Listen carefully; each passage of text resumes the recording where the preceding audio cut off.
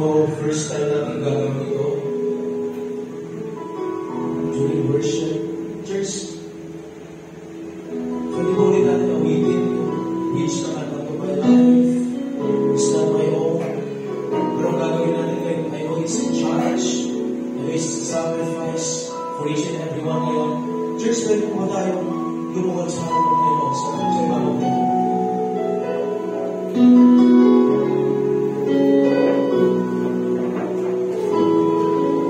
Bigay natin lahat sa Diyos, lahat ng ating mga burdens, lahat ng ating mga pasanin, mga kabigatan, mga problema, na ating mga pinagdadaanan sa oras na ito, knowing with faith na pinapakinggan at sinasamahan tayo ng Diyos sa lahat ng ating mga pinagdadaanan sa buhay sa oras na ito. Come on, church. Give everything to God, withholding nothing this morning. This is the place to worship, to kneel down, to give everything to Him. Oh, hallelujah. Come on, let's sing back. Life is not my own. Hallelujah, Lord. Cry out to Him. Cry out to Him.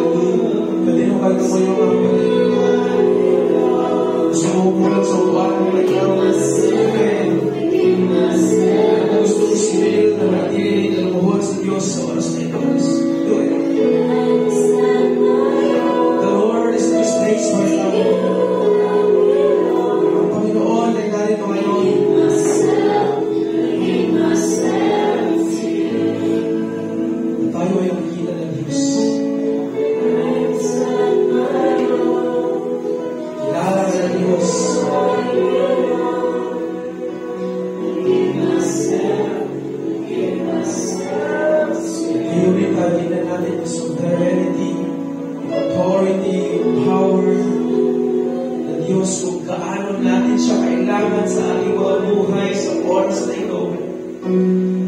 Kaya natin tayo ng hunger and thirst sa ating Diyos sa buhay ko. Have this hunger and thirst for righteousness. Hunger for righteousness.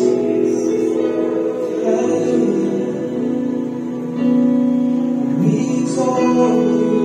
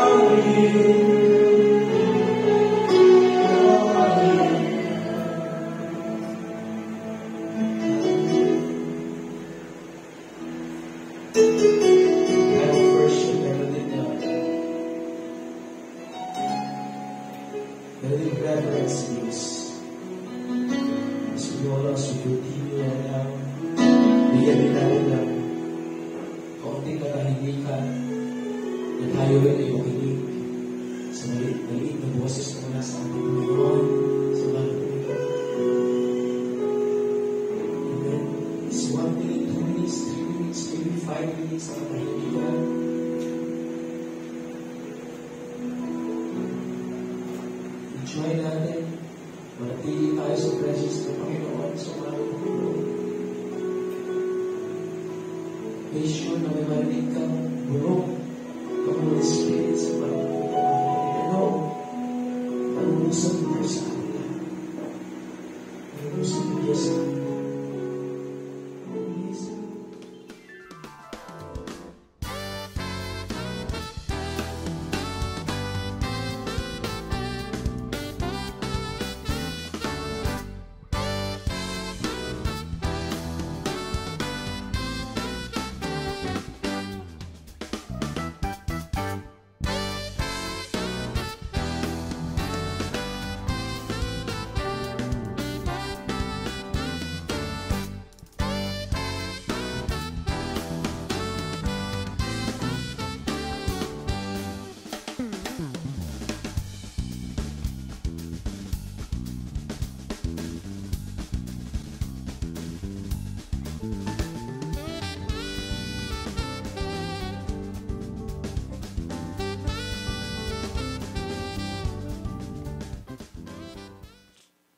Good morning, everyone. Once again, welcome po lahat ng mga nandito sa Tihila Church, especially yung mga first-timers. Sino mga first-timer po dito? Taas ang kamay. First-timer. Second-timer. Yan. So, kilala naman natin ang ating mga sarili. Kung mga first-timer, second-timer at matatagal na, maraming salamat po sa inyo lahat. Sa patuloy na suporta at patuloy na pagpunta sa church upang sumamba sa ating Panginoon. At mas kilalanin pa, amen, ang ating Diyos na buhay sa lahat. Hallelujah! Praise God. So last month, February na ngayon, ano? So natapos na yung ating serye patungkol sa katapatan / pananampalataya. Amen? So, I hope and praying na lahat po ng ating mga narinig sa mga recent na ating mga Sunday services ay may apply natin sa ating mga personal na pamumuhay. Amen? So, yun yung pinaka-importante po sa lahat. No? Ulitin ko lang po, ang pinaka-importante sa lahat yung after ng Sunday service po natin. Amen? And meron din ako mga naririnig na mga good news. Ilan sa ating mga kapatiran talagang nagagamit ng Panginoon at willing na magpagamit. Ang ilan sa kanila siguro ay papasok na sa ministry. Amen? Praise God. Walapakan naman natin. Amen? So, ikutin ko lang yung electric fan. Praise God. So, sa lahat po na nandito ngayon, marami po tayong tatrabahuhin. At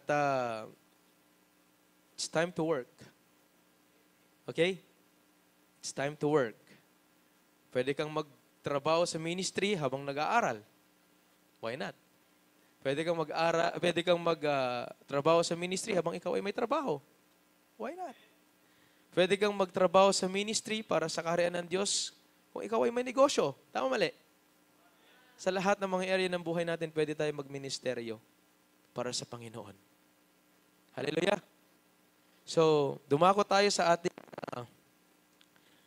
ating mensahe sa umaga pong ito. Ang ating magiging tema for the whole month is the fruit of the Spirit. Okay? Ulitin nga natin, the fruit of the Spirit. Okay? The title for today's message is Walking in the Spirit. Amen?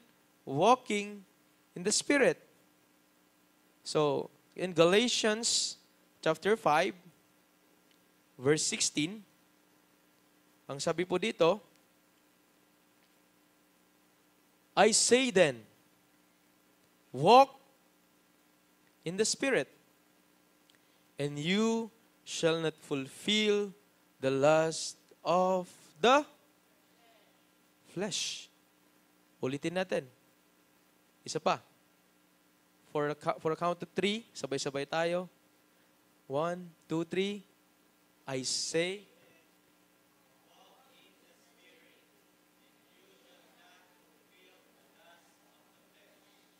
you shall not fulfill the lust of the flesh. The word I, di ba? First word sa ating binasa. So Paul, Apostle Paul is talking, and Paul is the author of this book. Okay? Galatians. Actually, marami siyang mga naisulat sa Bagong Tipan, New Testament. Amen? Na mga libro. So, magandang aralin yung mga naisulat ng ating apostol na si Pablo. Amen? Pero we believe na ito ay inspired ng Holy Spirit. Kaya naisulat yung mga words na ito sa Biblia. Amen? So, and then I say then, walk in the Spirit. The word walk, in Greek, sabi dito, peripateho. Peripateho. Peripateho. Yan ang pronunciation niya sa wikang Griego. Okay, ang ibig sabihin, go, walk about, and be occupied. No? And the walking here is a reference to how we live and how we act. Okay? This is actually an act of faith. No? Act of faith din siya. Amen? Daily we should be in the Spirit. Araw-araw. Kailangan nandun tayo sa banal na Espiritu. Sa Spirit. Naglalakad tayo kasama yung Espiritu. Kasi yun yung instruction sa atin. Walk in the Spirit. Tama mali?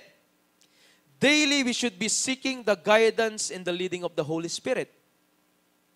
Amen? Para hindi natin ma-carry out yung desire ng ating mga flesh. Nakuha natin? No? Yung need ng maglakad kasama yung Espiritu araw-araw. Intindihan natin? And the word you, and you shall not fulfill the lust of the flesh, the word you, yan yung church of Galatians. Diba? Si Paul, ang kinakausap niya is the church of Galatians. And we believe, ito ay mga believers of Jesus Christ. Okay? Followers of Christ. Ilan dito ang followers ni Kristo? Amen? So any Christian who's reading the scripture today, or any person who is searching the scriptures, sila yung mga kinakausap dito. Lahat ba tayo nagsasaliksik ng salita, nagbabasa ng salita ng Diyos? Amen? So, ibig sabihin, para sa iyo to. Para sa ating lahat. Itong sinabi ni Apostol Pablo. Amen? So, fulfill the lust of the flesh. Yung desire. Desire ng ating mga laman. Naintindihan natin? So, actually, nabasa na siguro natin ito at narinig na rin itong verse na to. Amen? Magandang paalala po sa bawat isa. To walk in the Spirit. Kasi importante yan sa panahon na meron tayo ngayon. Hallelujah! Importante yan na meron tayo ngayon. Praise God! Verse 17. For the flesh lusts against the Spirit, and the Spirit against the flesh. And these are contrary to one another. It's like flesh versus spirit. Pwede ba sabihin sa katabi mo? Flesh versus spirit. No? Sabi dito, these are contrary to one another. No? Handa nga friend. Di ba? Hindi sila magkaibigan. Laban sila sa isa't isa. And then next, so that you do not do the things that you wish. Para hindi mo magawa kung ano yung mga gusto mong gawin. But if you are led by the Spirit, you are not under the law. Okay? Verse 19. Now the works of the flesh are evident. No? Ulitin ko lang, mga kapatid. Now the works of the flesh are evident, which are adultery, fornication, uncleanness, lewdness, idolatry, sorcery, hatred, contentions, jealousies, outburst of wrath, no? And selfish ambitions, dissensions, heresies, envy, murders, no? Drunkenness, revelries, and like of which I tell you beforehand.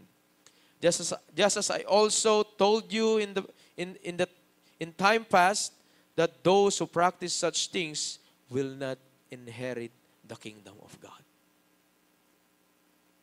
Will not inherit the kingdom of God. Diba? 2 Corinthians chapter 5. Therefore, if anyone is in Christ, he is a new creation. All things have passed away. Behold, all things have become new. Diba? Therefore, if anyone is in Christ, lahat tayo nakareceive kay Kristo. Pero the question is, lahat po ba tayo ay nabubuhay na meron ng kabanalan? Banal na po ba tayo? Hindi pa. Diba? Therefore, if anyone is in Christ, he is a new creation. All things have passed away. Behold, all things have become new. Alam mo kapatid, na kahit ikaw ay naka-receive na ng salvation, na-receive mo si Jesus as your Lord and Savior, marami pa rin tayong tatrabahuhin sa ating mga sarili. Kasi not all the time, nasa spirit tayo. Naglalakad tayo with the spirit. Naintindihan natin? May time na malilihis yung ating paningin, no? Doon sa Panginoon, the author and finisher of our faith. Pero yung time na nilihis natin yung mata natin, awanan, yung temptation,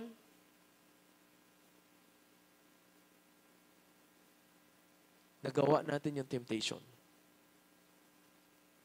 Nakuha nyo?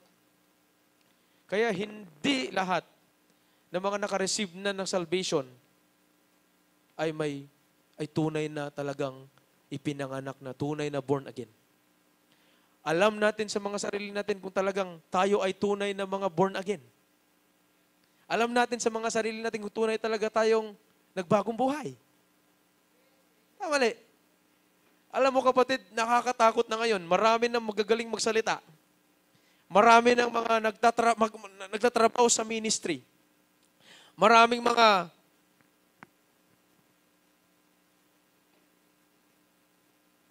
leaders, pastors, workers, no?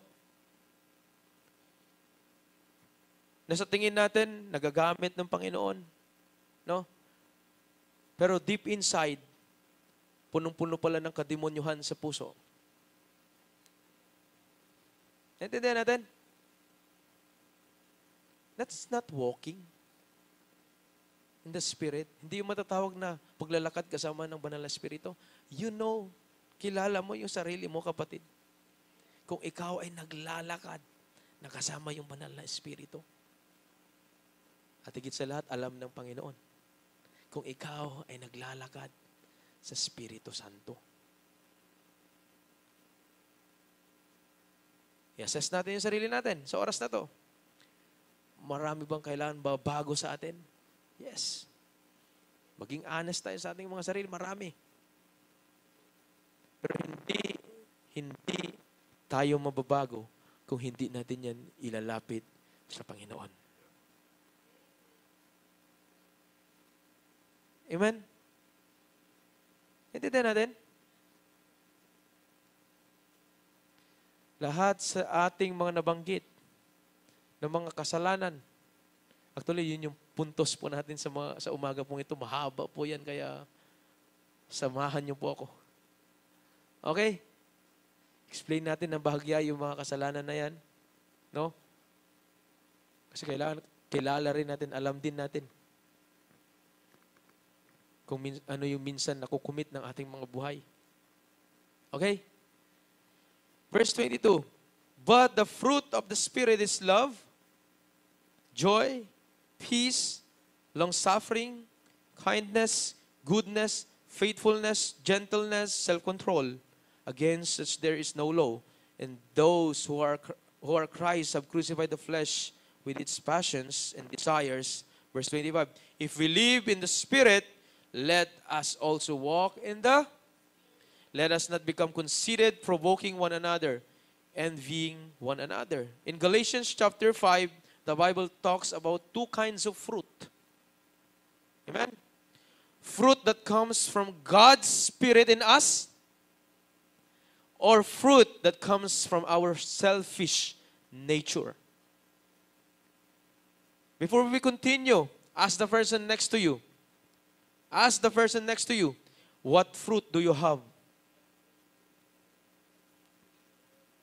What fruit do you have? Matamis ba? Matamis ba o mapait? Okay?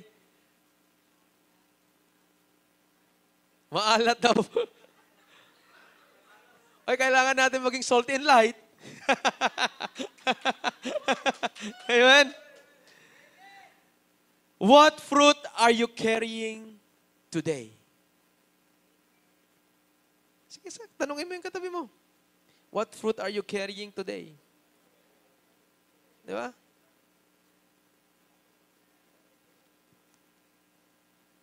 We know that there are only two spirits in this world.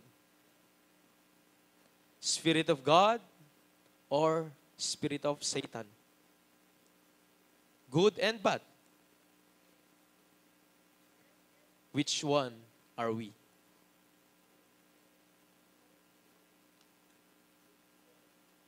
Good. Ayun, sabi ni Brother Joseph, or bad daw. Hindi ata na-check nung yung taga-check ng grammar ko sa likod. Amen? Nakuha natin? Ganito na lang. Mabuti or masama? Which one are we? Amen? Marami sa atin nagmula sa kulturang tradisyon na ano na ba yung mga reliyon natin noon? Yeah? May mga reliyon tayo na ganito yung paniniwala natin minsan eh. Meron mga white lady. Di ba? Meron natin kapring, ako nada. Di ba? Meron yung nuno sa punso. Meron yung mga hindi daw nakikita. Di ba? May mga ganun eh. Na mga espiritu na yung paniniwala ba? Nakuha natin. No? Nakuha natin. And then pag nagtapon ka ng yung tubig sa madilim na lugar, doon sa labas eh, kayo-kayo. Di ba? Kayo-kayo, umadayo kayo. Di ba? And then pag nasugatan, ay, nanuno ka. Di ba, may mga ganun tayo mga paniniwala. Grabe naman yung nuno na yan. Kunti lang yung tinamaan sa atin. Kung ako yung nuno, natamaan ako, sinubuagan nakti napudot adanom, kas mga rigan. Sugata ko na, amin nga bagimon. Di ba? Naintindihan natin. Pero kailangan natin maintindihan mga kapatid, kung hindi para sa Diyos, hindi yan totoo. Meron lang dalawang uri ng espiritu na pinag-uusapan natin ngayon. Spirit of God or Spirit of Satan. Baka sa ibang mga paniniwala natin na nagagawa natin noon ay yung gustong ipagawa ni Satanas. Spirit of Satan. Nakuha natin? Hindi, Nathan Magkatunog lang. Hindi natin. Pero the question is, which one are we? Now let's talk about the life of those who still live in the flesh. Next week, pag-usapan natin yung fruit of the Spirit. Pero magandang establish natin ngayon, no? Yung mga taong nabubuhay pa rin sa laman. Carnal. Okay? Naintindihan natin? Ulitin natin. Now, the works of the flesh are evident, which are adultery. No? Yan yung unang puntos natin sa umaga pong ito. Ibig sabihin, pangangulon niya, no? Naisulat natin dito, we call that the unfaithful one. Okay? According to Google, kasi tinignan ko sa Strong Concordance, wala akong makitang definition. No? Sa mga dictionaries, wala akong makita. Pero kay Google, meron tayong nakita. Sabi niya, this means sexual intercourse by a married man with another than his wife or voluntary sexual intercourse by a married woman with another than her husband. Yan pala yung ibig sabihin ng adultery. Yung may asawa ka, nagkabilang bahay ka. Naintindihan natin? No? Work of the flesh pala yan, mga kapatid. Naintindihan natin? Wala pong masasaktan. Galing po ito sa salita ng Panginoon. Amen? Those are the work of the flesh. Second, fornication. Pakikiapid. Parang magkaparehas lang to. No? To engage in premarital or extramarital sex before or outside of marriage is to sin in God's sight. Tignan natin. Yung pagkikipagtalik bago ang kasal. Minsan, di na natin naririnig yan sa pulpito.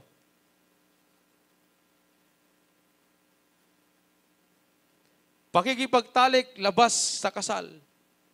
Minsan, di na natin yan narinig sa pulpito. Pero ngayon, marinig natin yan. Those are work of the flesh. Sin in the sight of God. Unfaithful.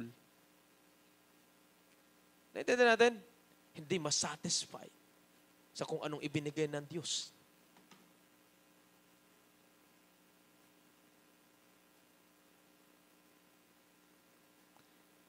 Kung isang tao may mga ganyang mga problema, may ganyang mga kasalanan, hindi nalulugod yung Panginoon. Hindi napiplease yung Panginoon. Uncleanness, impurity, polluted. Yung pollution ba, marlinis? Marumi. Minsan, ang baho. Sumangat ka di bagyo. You know? Akit kang ganyan, lalo pag nakamotor ka. Lalo pag may mga sasakyan na talagang solid yung usok. Hindi maganda. Yan yung uncleanness, impurity, hindi malinis. Amen? Polluted. Minsan yung buhay natin polluted. No? Ang isang tao, no? Alam mo kapatid, ang isang bahay na marumi, maganda pa sa paningin o hindi? Ang isang buhay ba natin, kung marumi, maganda pa sa paningin ng Panginoon? Kung yung church natin madumi, at si Jesus papasok dyan, nakita niya, nagrugit matitan. Papasok kaya siya? Pwede.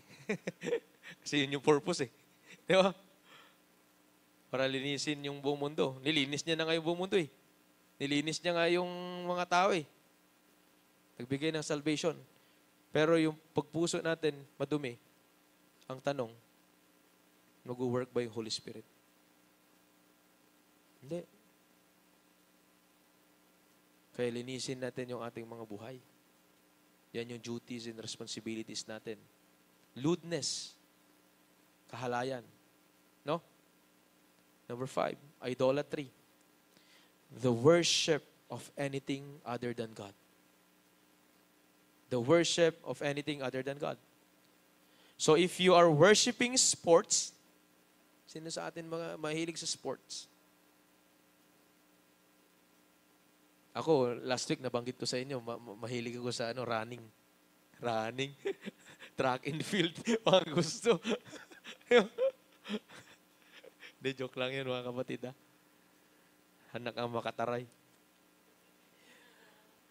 Or you worship money.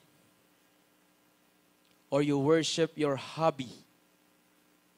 Or you worship business. Or you worship even your family more than God. You desire and love and find joy in other things more than God Himself. That's idolatry.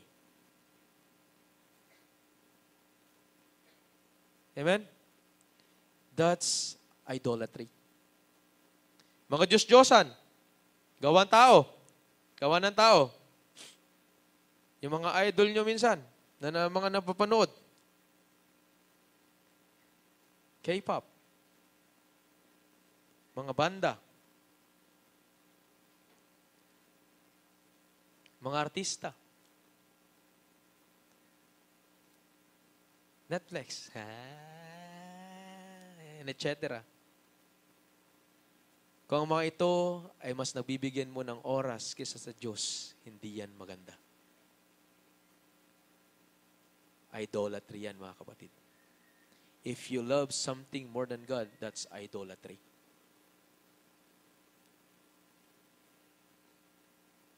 If you love something more than God, that's idolatry. And that's a work of the flesh. Makalaman. Okay? Intindihan natin? Number 6, sorcery. In Greek, pharmakia. No? Pharmakia. Dito pala where we get the word pharmaceutical. No? Drugs abuse. The abuse of alcohol, drunkenness, especially the context of witchcraft, the practice of magic. Especially for evil purposes. Kasama na rin dyan yung manipulation. No? Manipulation. The use of spells. Sino mga nakakalam sa ano? Mga atang-atang. Ha? Dagiti, umaatang. Ay, nakibaan. Yung mga ganun eh. Natamaan. Nako nata. Naamlingan. Ayun, sa likod daw, kumakain ng atang. Di ba? Siyempre, kung magpapaano ka, ano yung tawag doon? Albularyo. Di ba? Naintindihan natin. Minsan, namamanipular tayo mga yan, mga kapatid. No? Witchcraft ang tawag sa mga yan. No? Naintindihan natin. Witchcraft. Kaya, iwasan natin. Tayo mga Christian, maging maingat tayo sa mga ito. No? I'm not saying hindi maganda, huwag tayo pumunta sa doktor. Punta tayo sa doktor. No? Hindi ko sinasabi na huwag tayo maggamot. No? Maggamot tayo kung tayo may masakit. And also, lumapit tayo sa Panginoon na may pananampalataya, magdasal tayo para mapagaling tayo. Naintindihan natin? Pero ang malupit lang minsan, tayo rin yung may sanhi kung bakit tayo nagkakasakit. Ang malupit lang, kung nagkasakit tayo ng sobra, tayo rin yung may dahilan kung nagkasakit tayo. Sinisisi natin yung Lord, Lord, ba't mo ginawa ito sa akin? Di ba? Tayo naman yung may sanhi. Tayo naman yung pagkakamali kung bakit tayo nagkaroon ng ganitong sakit. Nakuha natin. Kaya wag natin sisisihin yung Diyos sa mga desisyon natin na mali. Na nagkaroon ng resulta na hindi maganda. Hindi natin.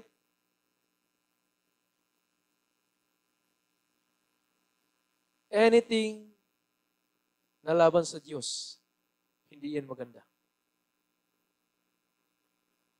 Amen? Huwag tayong magpapamanipulate. No? Binigyan tayo ng wisdom ng ating Panginoon. Sa Kanya lang tayo sumunod. At syempre, may binigay yung Diyos sa atin na pagkatiwalaan natin, no? Na kahit pa paano, pag nagkaroon tayo ng mga problema sa buhay, makausap naman natin. Yan na papasok ng ating mga pastor, ng ating mga leaders na pinagkakatiwalaan natin sa mga pagsubok natin sa buhay. Hindi natin. 7, hatred. Where is your heart? Where is your heart at? Nasaan yung puso natin? Are you loving your brothers and sisters? Are you full of hatred and malice and evil, unforgiveness? That's a work of the flesh. Kung puno tayo ng puot sa ating mga puso.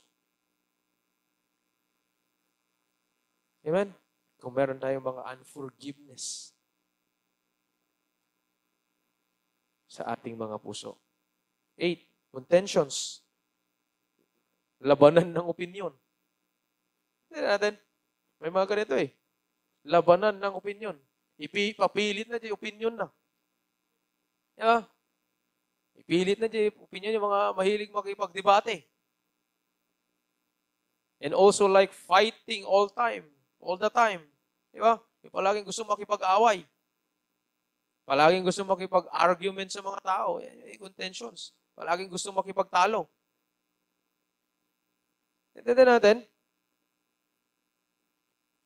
Binabahagi lang natin yung mga definition ng mga points natin sa umagang ito.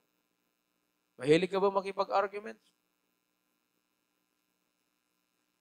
Huwag ka patingin-tingin sa likod. Intindihan natin? Ikaw ba yung taong you want to fight every time na ready ka makipaglaban ba? Di ba? Fighter ka ba? Di ba? Fighter. Naman natin. Hindi yun maganda mga kapatid. Those are work of the flesh. No? Jealousies. Mga seloso at selosa. Kaway. The jealous people of things. Nainggit tayo pag may bagong iPhone 15 Pro Max. Nainggit tayo bagong motor. Nainggit tayo may lumabas na S24. Ultra ba yun? Ultra? Ha? Naman natin. Yung kapitbahay ko may bagong sasakyan. How come wala ako? Kristiyano pa naman ako. Dapat Kristiyano ako, binibless ako ng Panginoon. Baka ikaw yung Kristiyano, pahiga-higa lang sa loob ng bahay.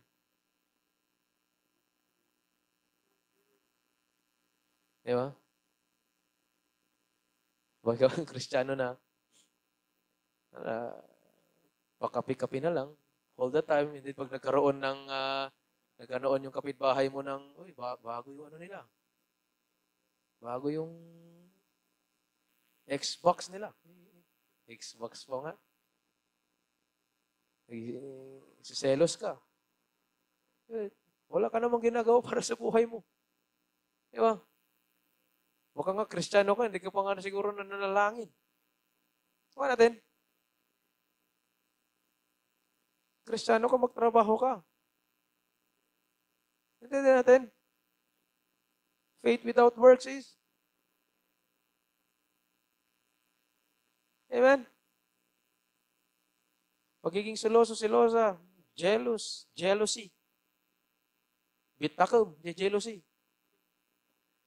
Jealousy mo din kayo hindi ay. Jealousy. Hindi natin. Pasagin mo yung sarili mo, kapatid. Hindi yan healthy. Kung meron na bless na Panginoon, maging masaya ka pa. Kaya magkaroon tayo ng ganun attitude. Na-bless yung kapatid natin, maging masaya tayo. No? Kung nagkaroon sila ng success sa buhay, maging masaya tayo. Huwag natin kainggitan. Trabaho yan ng laman. Works of the flesh. Diba? Masakit ba?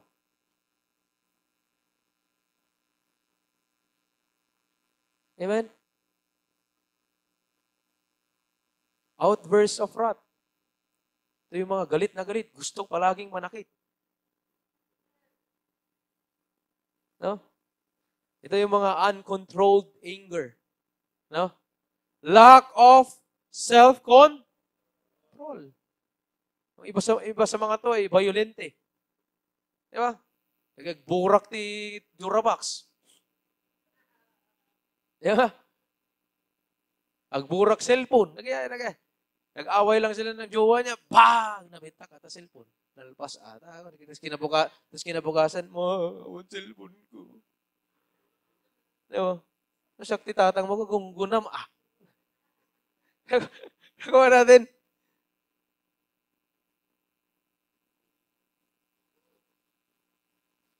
Violente. Nasagid labasit, simipatan. Di ba? Ano ko pa? Nasagid mo lang. Di ba? Ano, outburst of wrath. Outburst of anger. Sa ibang translation. Nakuha natin. Church, nagkagang kayo magburburak Di ba? Amen si Joseph. Kala niya, intindihan niya Ilocano. No? Ay, magbabasag ng gamit, pinaghirapan mo yan. Tapos may inggit ka sa kapitbahay, may bago silang Durabox, binitak mo, dinanog mo ito, Durabox, yung gayam. Tapos magreklamo ka rin, Durabox nyo, nabitak.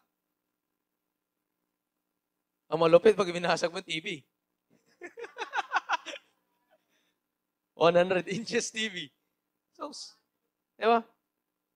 Kasi pangarigan niya dyan, nagungot, di girlfriend na. Ay. Binurak na dyan, barbaro ng S23 Ultra. Fully paid. Ulugan. Di ba? Ulugan na nga, nabitak pa lang. Kasang nga pinagbiag. Nakuha natin. Works of the flesh. Kaya magkaroon tayo ng self-control. Prutas ng banal na espiritu yun, mga kapatid. Yung self-control. No? Selfish ambitions. Makasarili. Ito yung mga kayang isang tabi ang lahat para sa sariling ambisyon. Parang ano no? Parang telenovela yung mga usapin natin ngayon. Ano? Nakuha nyo?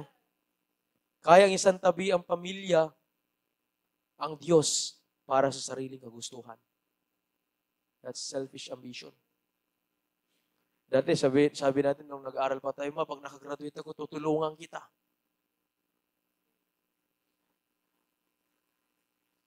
Nakagraduate ako, bilihan kita ng ganito. Nakagraduate ka na, kasweldo ka na, awanan ni nanang mo.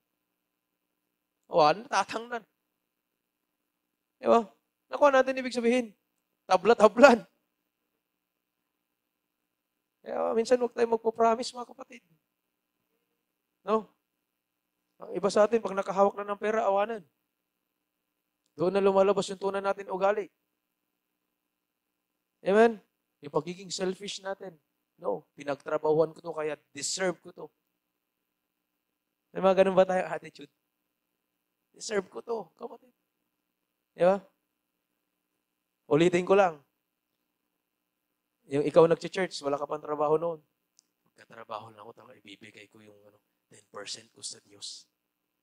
Di ba? O unang ani. Di ba? First fruits. Every first of the month. Hindi nakatrabaho, nagkasweldo, awan. Nagsilsildo tayo 40,000, malulated na. 120.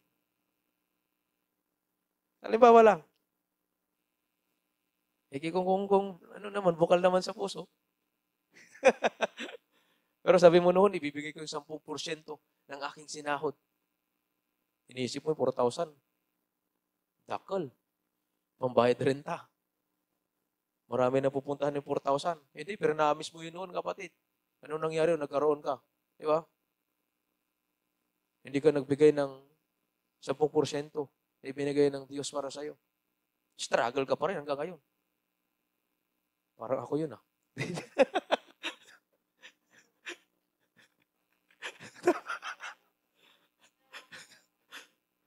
Nakuha natin. Selfish ambition, yung kayang isang tabi ang lahat. No? Para sa sariling ambition o kagustuhan. Okay?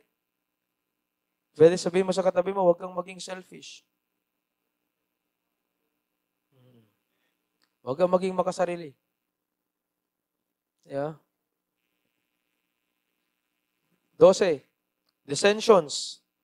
Mga hindi pagkakaunawaan. No? Kagaya rin ito ng contentions natin pinag-usapan. You are always looking for arguments with people. No? Laging gusto away. 13, heresies, yung huwad, maling pananampalataya. Ito yung mga laban sa katotohanan. No? Ito yung mga taong idinideny nila yung central core Christian's doctrine. No? Yung mali ang understanding sa salita ng Panginoon.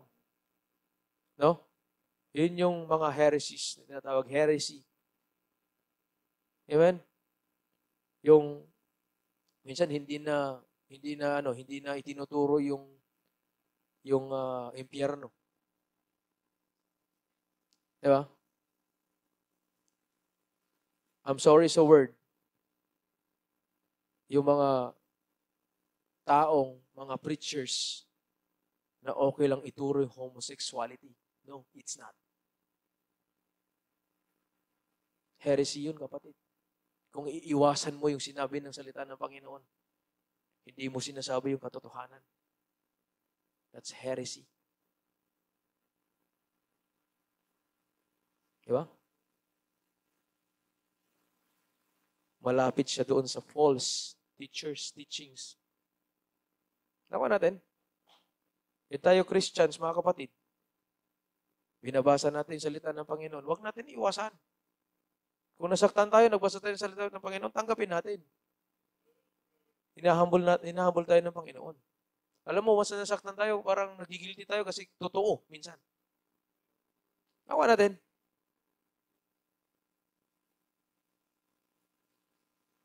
Kaya minsan ayaw natin magbasa ng salita ng Panginoon. Ayaw natin makinig ng mga mensahe na mula sa Diyos. Minsan nasasaktan tayo. Hindi. Tanungin natin sarili natin. Nagigilty tayo kasi minsan totoo.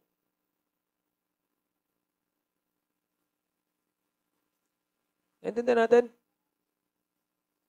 Hindi natin i-compromise yung standard ng Panginoon. Yun yung sa gusto kong sabihin sa bawat isa ngayon. Wag natin i-compromise yung standard o yung salita ng Panginoon. Kasi pagdating ng araw, pagbabayaran natin yan. Amen? Nakuha natin. Verse 21. Envy, mga inggit. Murders, mga pagpatay. Drunkenness, kalasingan. Revelries, yung mga kalayawan natin. And the like of which I tell you beforehand, just as I also told you in the time past, that those who practice such thing will not inherit the kingdom of God. That's in Galatians chapter 5, verse 21. Tingnan natin sa NLT version. May gusto lang akong explain sa inyo ng kaunti. Dahil hindi natin i-compromise yung salita ng Panginoon, masaktan. At least nasabi natin, no? Yung katotohanan na kailangan natin marinig. Malay mo, yun yung way para mabago yung buhay natin, maging tunay tayong naniniwala sa Diyos. Tunay tayong may pagbabagong buhay. Amen? Sabi dito, envy, drunkenness, wild parties, and other sins like this. Vices.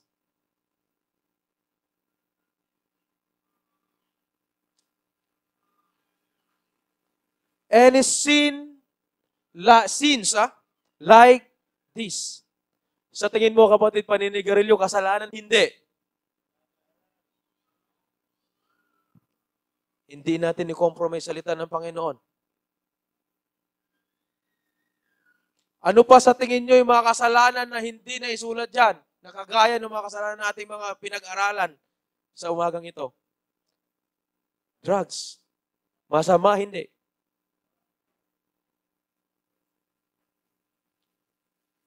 Pag-inom ng alak, masama hindi. Ano pa yung mga kasalanan na hindi natin nabanggit yan? Marami pa. And the sins like this. Kaya pag sinabi sa inyo, mga kapatid, wala namang sigarilyo sa Bible, kaya okay lang.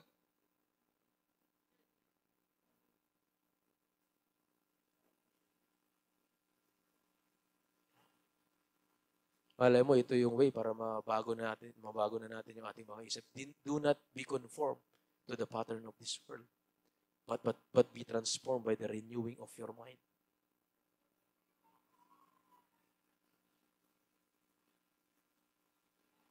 Nakuha natin? Let me tell you again, as I have before, that anyone living that sort of life will not inherit the kingdom of God. We need to tell you this, church. Kasi mahal ka namin.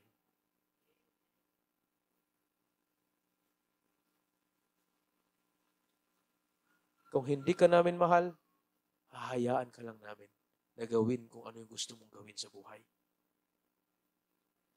Pero take note, hindi natin i-compromise yung salita ng Panginoon para mapasaya ka lang sa mga mensahe na mga naririnig mo.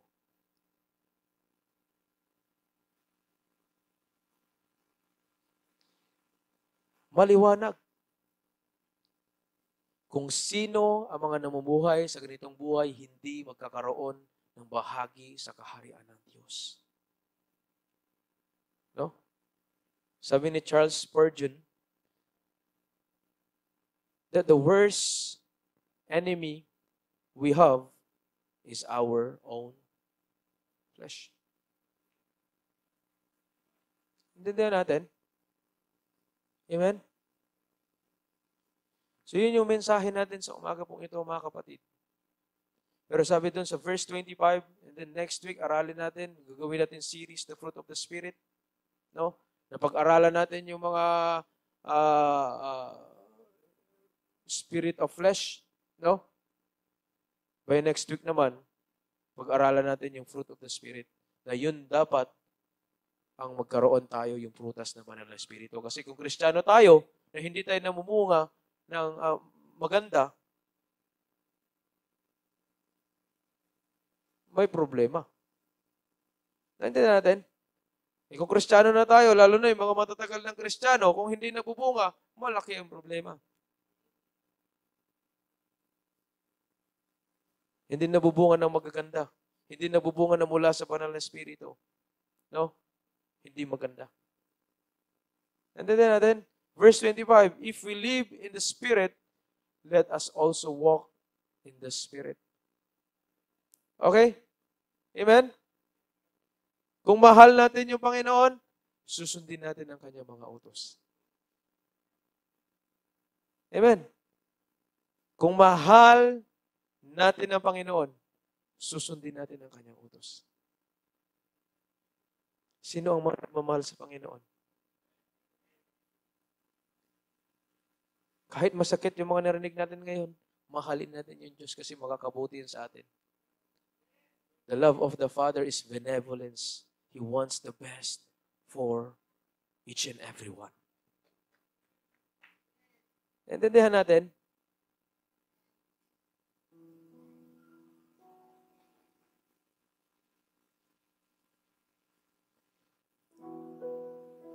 Can we all stand? First, last question. Naintindihan po ba natin yung mensahe?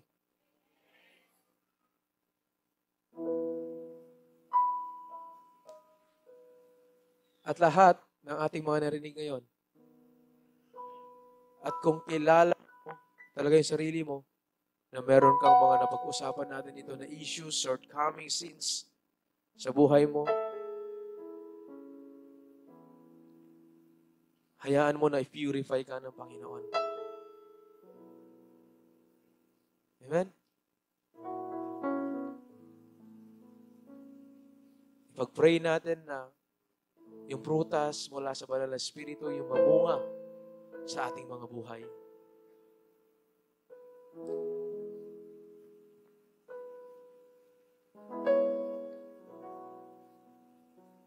Sabi ng bishop natin noon pa, na hindi ko makalimutan. Ilang words lang, napaka simple lang, nasabi niya noon. Doon pa sa unang place natin sa Parian. Tinanong niya ako personal. Hindi ko alam kung tinanong niya ako personal o hindi ko na maalala yung specific details na nangyari noon. Sabi niya noon, paano mo malalaman pag yung isang tao ay may bunga ng Banal na Espiritu?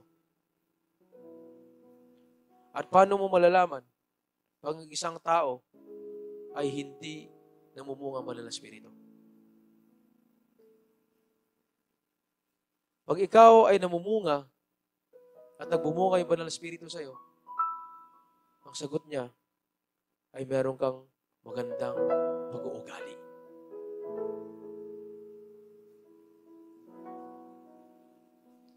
Pero kung hindi namumunga yung Banal na Espiritu sa'yo, ang sagot niya, ang sabi niya, meron kang hindi magandang pag-uugali. Kaya maganda baunin natin sa umaga pong ito. I-assess natin yung ating mga sarili. Tayo ba ay punong-puno ng mga kagandahan ng attitude, may mga magagandang attitude o pag-uugali? O sa tingin natin ngayon sa oras na ito ay may mga ugali tayo na hindi karapat-dapat, hindi pleasing sa Diyos.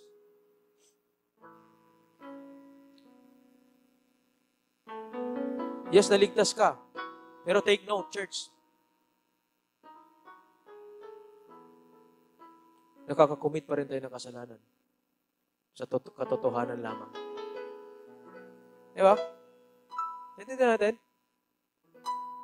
Yung mga kasalanan na yun, temptation na yun, iwaksi natin, resist natin yan, kapatid. Ituon lang natin yung ating mga mata. Walk in the Spirit. Maglakad tayo na kasama yung ating ang banal na Espiritu. Walk in the Spirit every day.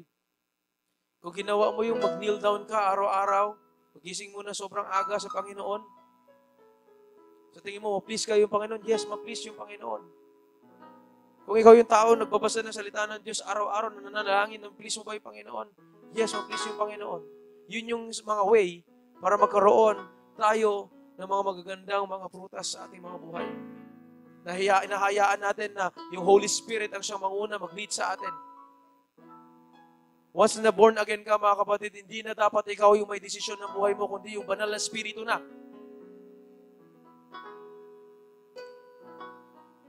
Hallelujah!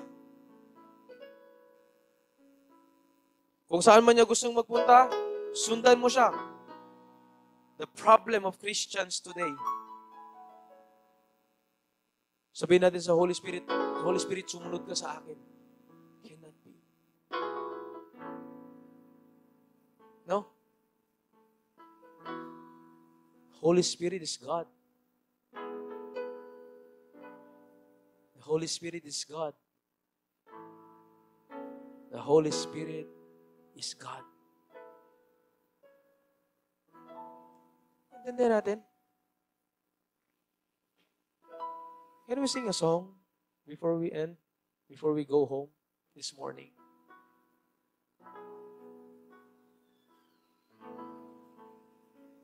Hayaan natin na ma-feel tayo ng banal na Espiritu. Ma-feel niya tayo na mag-manifest siya sa atin, sa ating mga buhay.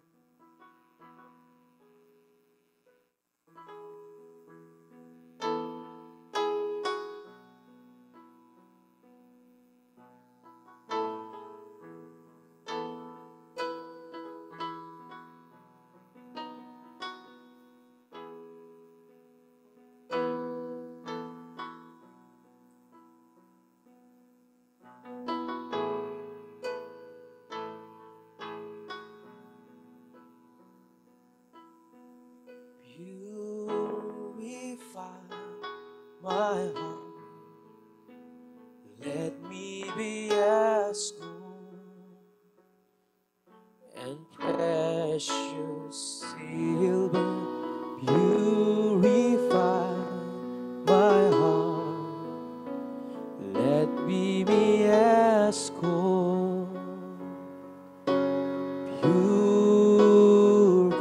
refiner's fire. Refiner's fire. My heart's one desire is to be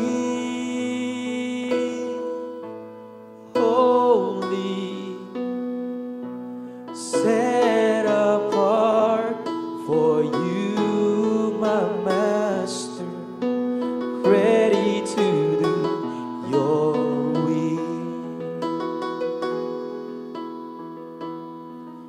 Let's sing Purify My Hearts.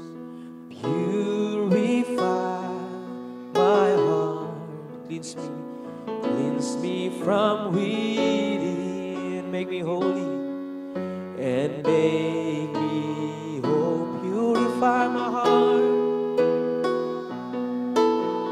cleanse me from within.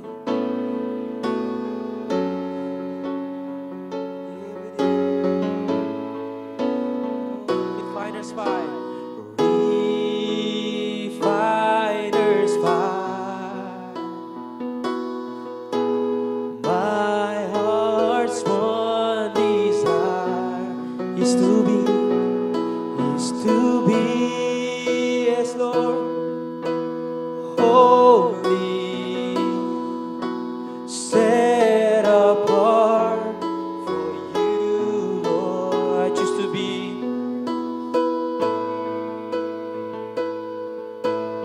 holy, set apart for you, my Master, ready to do your will. Keep singing Refiner's fire. Refiner's fire, yes, Lord. My heart's one desire is to be holy, set apart for you, Lord. I choose to be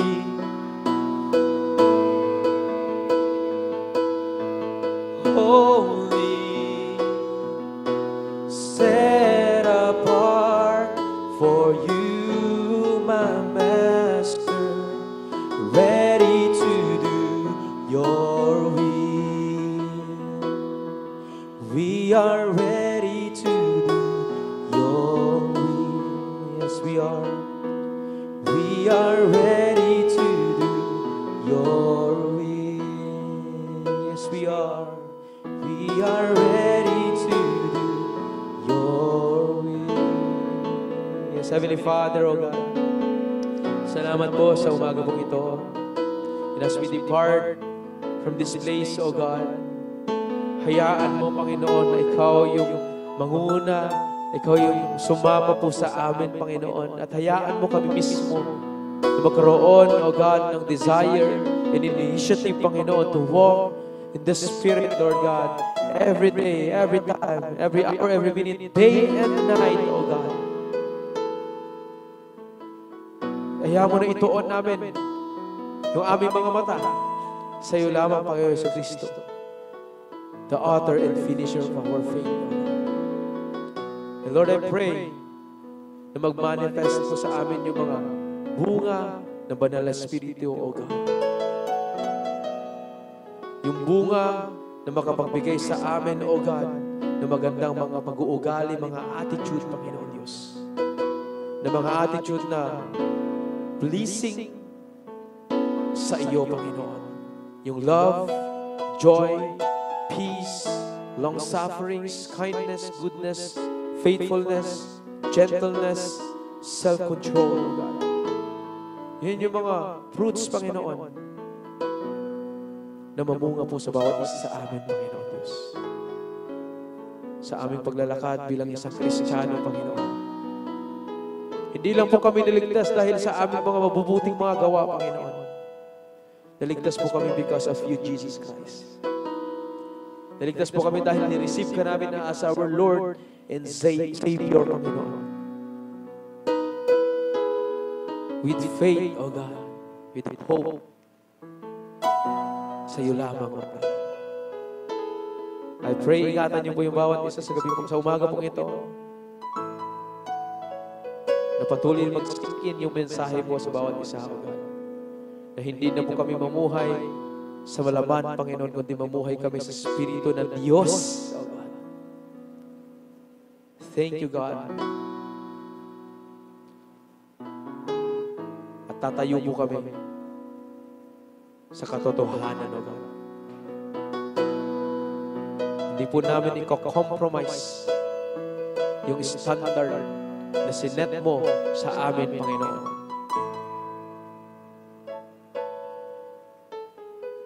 Na kahit nahayawin kami ng mundo, sabi mo, inayaw ka ng mundo. Pero Lord, binigyan niyo po kami ng heart to love one another. Kaya bigyan niyo po kami patuloy, O God, ng compassion and love sa mga tao, O God.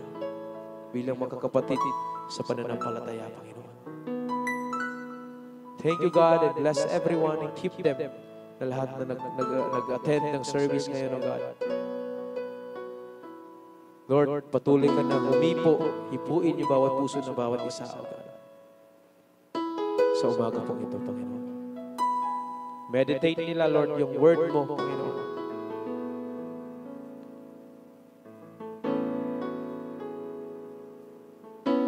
Magbasa ng iyong mga salita, manalangin, Panginoon. Mag-devotion, Panginoon Diyos. Thank you, God, sa umaga pong ito.